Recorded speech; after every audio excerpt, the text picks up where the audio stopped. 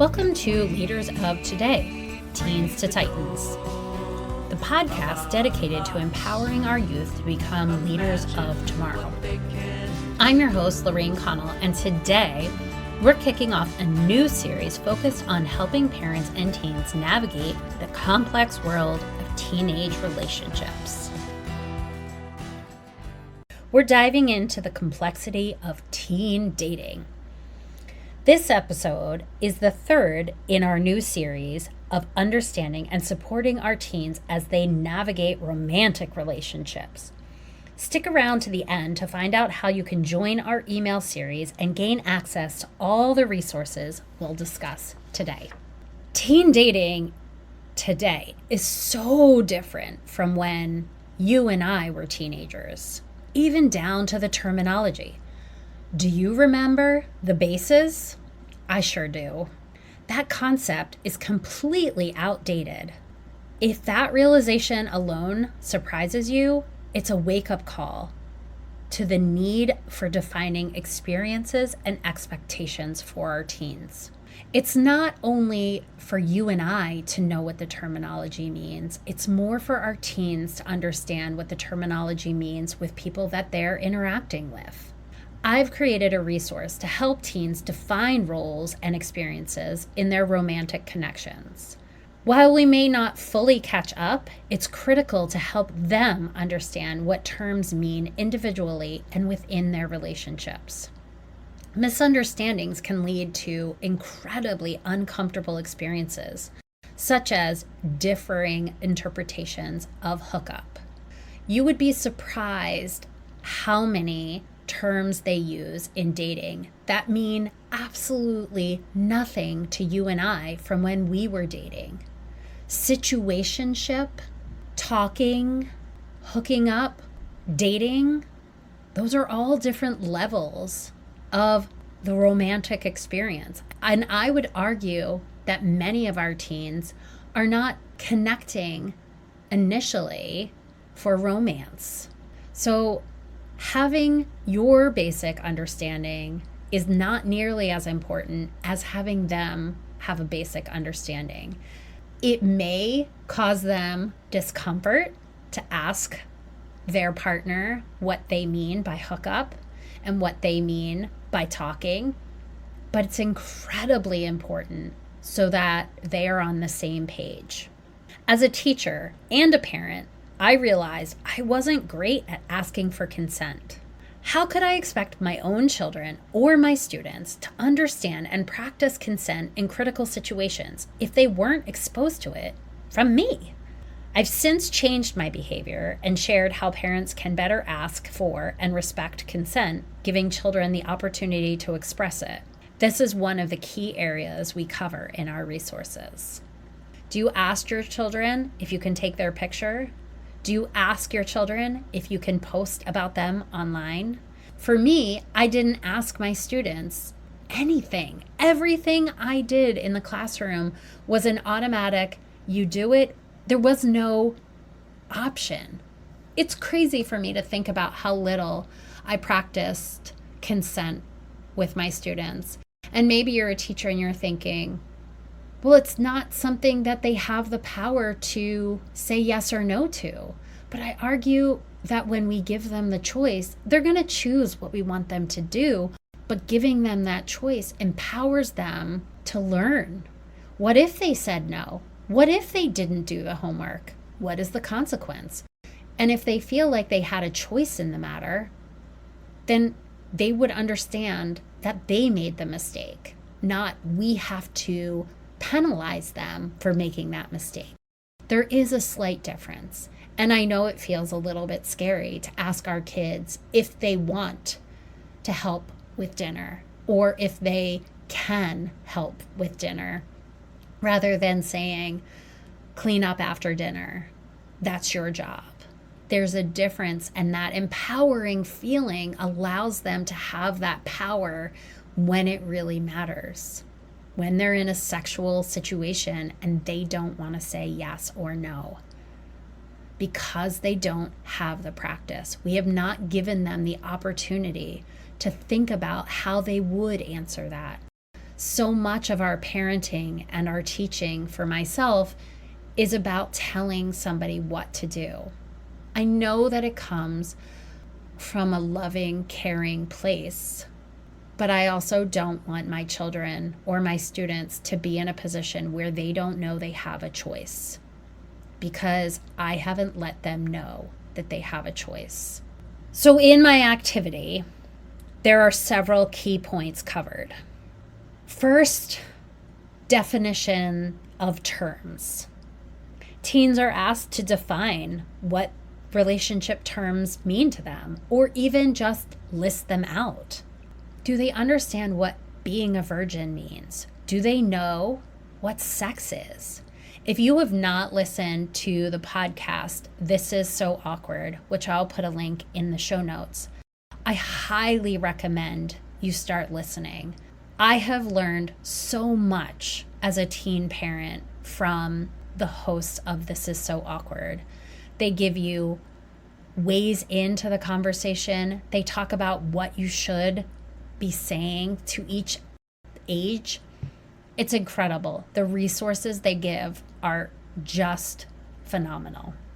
After the teens have done their own defining of these terms, I really encourage them to share it with someone else. And it doesn't have to be a romantic partner. That can be a little bit nerve-wracking.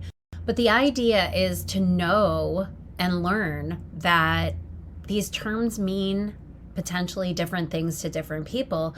So maybe share it with a friend and see how the friend defines these terms. Now that they've defined the terms, the next part of the activity, they consider statements like, I have no regrets about my relationships or my behaviors in a relationship. It's just an opportunity for them to reflect, encouraging them for some self-awareness on past and current relationships to determine if they are happy with their actions and the impacts of those actions. And if they're not, what would they do differently? Part of the activity that is so important is to focus on consent. There's a really great simulation that teens can do with handshakes. It's so simple. So they go through their day, try and connect with people with a handshake. And I know that's not normal for most of our teens. The practice of a handshake is often something that isn't consensual. I put my hand out, you almost feel obligated to put your hand out and shake my hand. But what if we started with a question, can I shake your hand? How would you like me to shake your hand? Which feels really silly. The idea behind it is that consent shouldn't feel silly. If just asking to shake somebody's hand feels uncomfortable, or how they might want to shake their hand feels silly, then maybe that's an awareness that we don't know how to ask for consent, and we don't know how to engage with the other person about how they want to experience something. And handshakes are pretty benign, but take it to the next level of intimacy. How do you want me to touch you right now? Is this okay? And if, again, those feel uncomfortable, then we need more practice. We have to understand that our teens may be in sexual relationships rather than just romantic ones with a sexual component. And as parents, we need to be willing to have those conversations with our children about the difference between being in a romantic relationship that has an intimacy of sexual components, even kissing and touching, versus just a relationship based on kissing, touching, and maybe more. It's so important for us to have these conversations proactively with our teens before those situations arise in order to prepare them. It's much like the conversations that we have about peers that I shared in episode 1 of this series, where if we practice and we talk about the situation before it happens, then they have some tools. They have the moment of thinking. I don't know how many times you've been in a situation where if you had thought about how to handle it, you might have handled it differently, but you were caught in the moment. Let me ask you this question. What would you do if a partner pressures you to do something you're not comfortable with? This does not have to be sexual. It could be something that they're not comfortable with doing. Going fast in a car, going to a place they don't know. All of these scenarios are things we can be talking about with our own children, giving them the process of thinking before it happens. I heard a podcast or I read in a book about encouraging our teens to be thinking about plan Bs. The more we challenge our kids, what are you going to do if this doesn't happen? How would you handle this if this doesn't happen or does happen? The more they are equipped to come up with a plan B in the moment. And who doesn't want our teens to have that tool? If you want more access to these kind of informational sessions, the Teen Leadership Cohort is a great place for your teens to come. I'm hosting some info sessions, and I'd love for you to come learn what the Teen Leadership Program is all about. Bring your teen with you. Learn together, even when they roll their eyes and say, I don't need this. Showing them that you value them is really, really important to them, whether they believe you or give you trouble or not.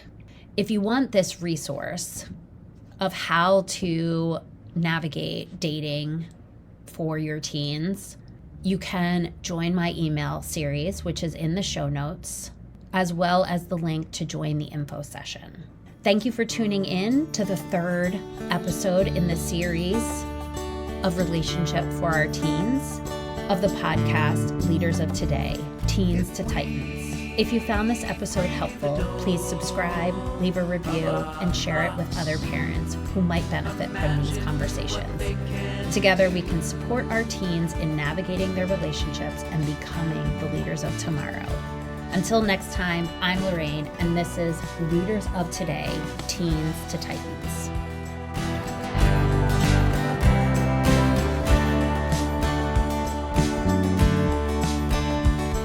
If we clear the floor of the obstacles, imagine what they can do. I know you can imagine too. I know you